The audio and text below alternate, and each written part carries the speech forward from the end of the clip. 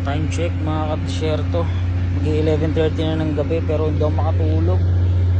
Gugutom ako. Kaya pupuntahan natin yung tropa nating mga Pilipino. Ayain natin silang kumain. Eto nga't naglalakad na tayo papunta sa office nila. Malapit lang naman yon, likod lang ng clinic. Titignan natin kung nandun sila sa office o matinda sila ng meeting. Maghahantay tayo at sabay-sabay na tayong pupunta sa kantin. Dito yung office nila.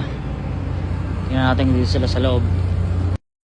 At ayun na nga, naabutan natin dito si Sunny. Siya nga pala yung isang Pilipino nating katrabaho dito sa loob ng site. At habang nag-aantay nga kami doon sa isa pang Pilipino, nakatrabaho natin dito sa site, ay gumawa muna siya ng report niya bago siya mag-out sa trabaho. O nga pala, itong isa naman ay isang Nepali.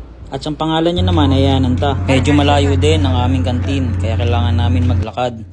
Bawal na kasing gumamit ng sasakyan sa gabi. Sa mga oras nga na yan, ay naglalakad na kami papunta nga ng kantin. At kasama na rin pala namin yung isang Pilipinong katrabaho namin dito sa loob ng site. Ang pangalan niya ay Johnny, matagal na siya sa ganitong trabaho. Ito nga, narating na namin yung kantin. Papakita ko sa inyo kung ano yung meron sa loob at kung ano yung mga pagkain ay binibigay nila tuwing gabi sa ganitong oras. Mga ka-desierto, ito ang mess hall namin. Natawag na kantin. Ito, pare. Yung mga pagkain sa gabi. At ito nga pala yung mga pagkain ay binibigay nila sa bawat nagtatrabaho dito sa loob ng site. Kompleto naman dito.